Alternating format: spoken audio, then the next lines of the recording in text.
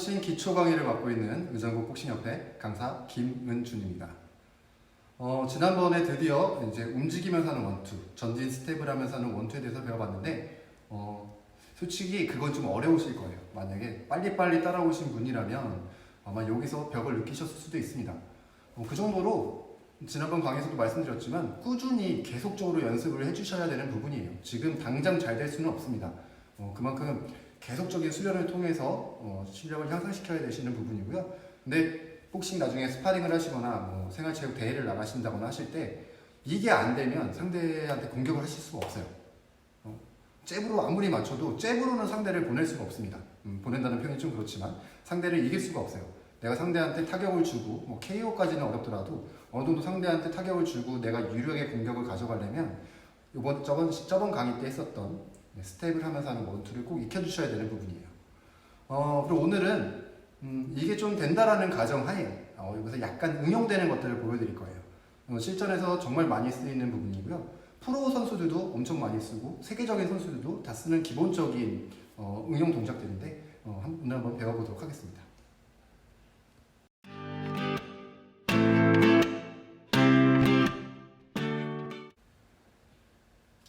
네, 그럼 오늘 이번 강의 지난번에 했던 스텝을 뛰면서 하는 원투에 이은 약간 응용, 약간 다른 조합들에 대해서 한번 배워볼 건데요.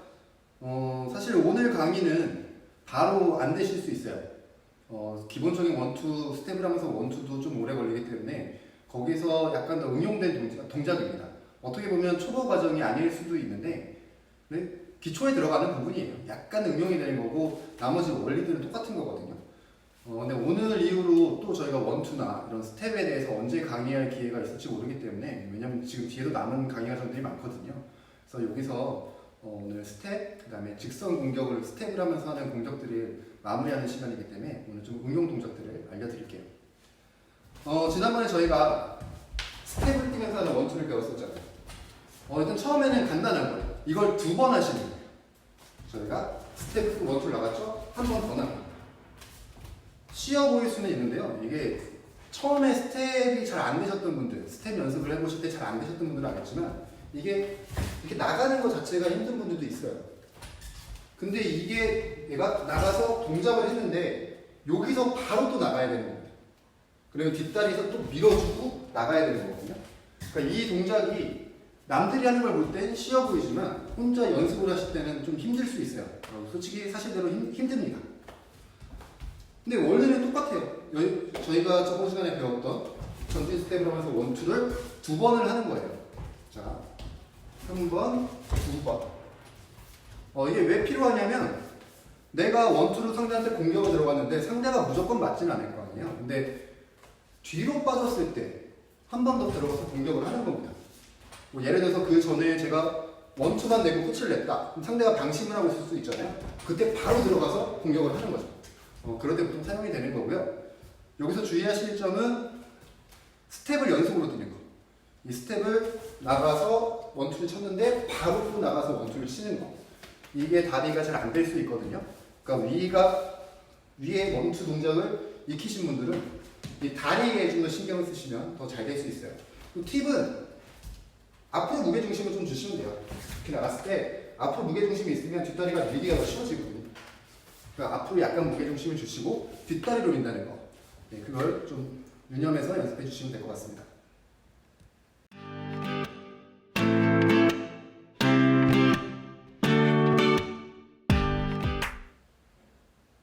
자, 그러면 연속 원투를 지금 배워봤고요.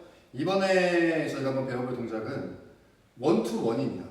사실 지금 낸 원투 원투보다 훨씬 더 많이 쓰여요. 그리고 주로 좀 저처럼 키가 크거나 상대랑 리치 차이가 있고 리치가 좀 더 유리하신 분들이 많이 쓰는 거고 원투 원이란 말에서 눈치를 채신 분도 있겠지만 원투를 내고요 잽을 한 번 더 내는 겁니다. 근데 저희가 여태까지 말씀드렸던 게 잽은 약간 견제용이 더 강하다고 했잖아요. 이거에 엄청난 임팩트를 실어서 상대를 쓰러뜨리는 느낌이 아닌데 여기서는 약간 반대예요. 원투 원에서의 주인공은 이 마지막 잽입니다. 저희가 아까 방금 보여드렸던 원투에서는 당연히 얘가 주인공이겠죠? 마지막 타격이 강하게 들어가야 되니까. 근데 실제 상황에서 원투를 해서 맞출 수 있는 상황은 그렇게 많이 나오지 않아요. 그리고 이미 잽을 만약에 원에서 이 잽을 맞은 순간에 상대가 피할 수도 있고 맞아도 뭐 쓰러지는 경우가 있을 수도 있고 약간 숙일 수 있는 경우가 있는데 거기 무조건 스트레이트를 내는 경우는 많이 없거든요. 이건 어떻게 보면 약간 연습 방법이라고 생각하시면 되고 물론 쓸 수 있는 기회가 오면 바로 쓸 수 있어야겠죠. 근데 원투원 같은 경우에는 정말 많이 씁니다.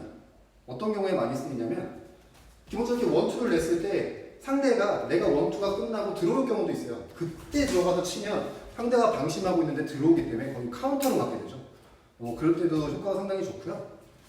혹은 원투를 치고 원을 치면서 약간 난이도인데 살짝 도는 겁니다. 그럼 방향이 바뀌거든요. 앞에서 보여드리면 원을 치고 직선을 나가는 게 아니라 원을 치고 살짝 도는 거예요. 그러면 상대방이 펀치를 맞은 상태에서 내가 사라지는 효과가 있거든요. 그러니까 자신의 포지션을 잡으실 때도 상당히 중요한데 연습 방법은 아까 원투랑 똑같아요. 연속 원투랑.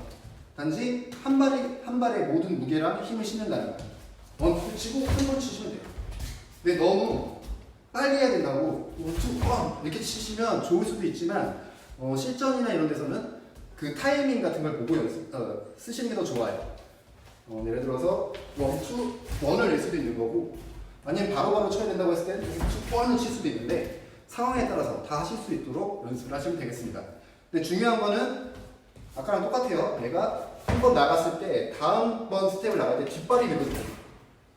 그 부분 주의해서 연습하시면 될 것 같아요.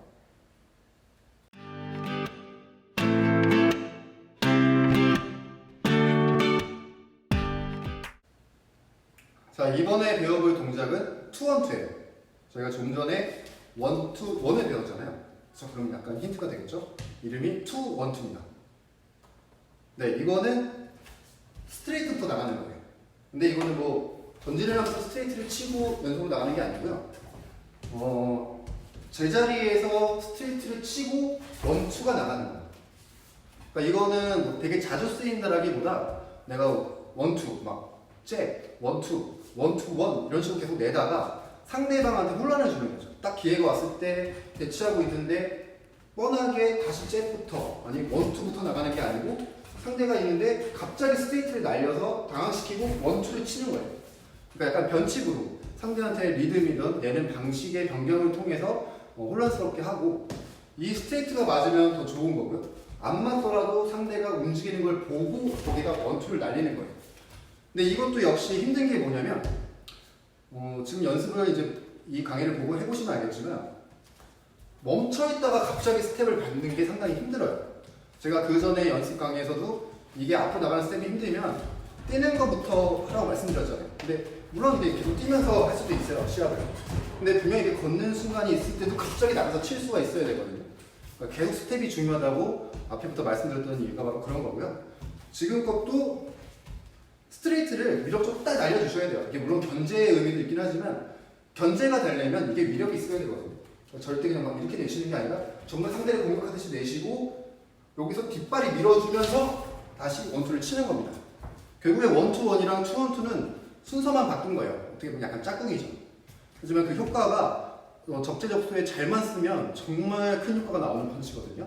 그러니까 지금 말씀드린 연속 원투, 그다음에 원투원, 투원투.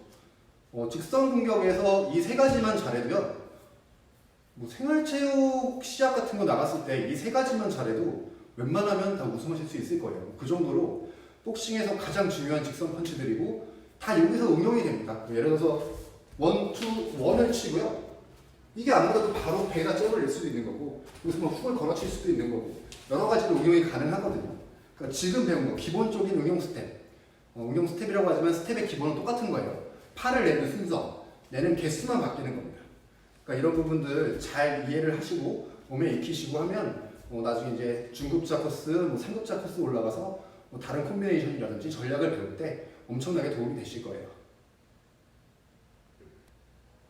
네, 이렇게 오늘 강의 연속 원투, 그다음에 원투원, 투원투에 대해서 배워봤는데요. 사실 오늘 한 거는 좀 어려워요. 어떻게 보면 기초 과정이 아니라고 할 수도 있습니다. 근데 아까도 말씀드렸지만 사실 기초에 들어가는 거예요. 왜냐하면 기초로 배운 동작을 2번 했을 뿐입니다.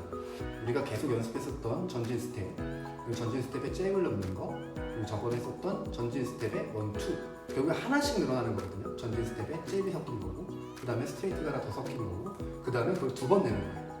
그 뒤에는 1, 2, 1은 순서를 약간 바꾸는 거고, 기본적인 스텝, 발이 들어가고 손을 쓰는 건 똑같아요. 여태까지 말씀드렸던 펀치를 낼 때 허리를 돌려야 되는 거, 스텝에 대했을 때 주의해야 할 점, 그리고 잽을 내거나 스트레이트를 할 때 주의할 점들을 다 그냥 머릿속에 익히시고 몸에 익히시기만 하면 오늘 배운 것들은 그냥 기초에 속하는 영역으로 들어갈 수가 있을 겁니다.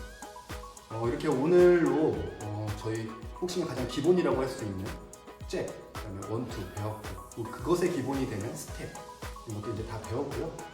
이제 다음 강의부터는 이제 뭐 훅이라든지 어퍼라든지 이제 다른 각도에서 나오는 그 공격들을 배우게 될 거예요. 오늘 배운 거는 보통 이제 직선 공격이라고 합니다. 근데 복싱에서 직선 공격만 할 수는 없잖아요. 여기 사각의 링으로 상대에 맞춰서 돌아다녀야 되기 때문에 또 상대의 상황에 맞춰서 내가 낼 수 있는 펀치가 많아져야 되기 때문에 이제 다른 각도에 나오는 펀치들을 배우게 될 거고요. 그 뒤에는 공격이 끝났으니까 이제 방어를 하는 방법들로 이제 강의가 진행될 예정이에요.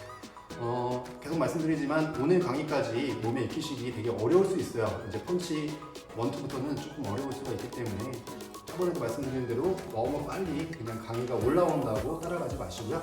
앞에서 안 되는 부분들을 좀 열심히 연습하고 넘어가 주셨으면 좋겠습니다. 그럼 다음 강의 때 다시 뵙겠습니다. 감사합니다.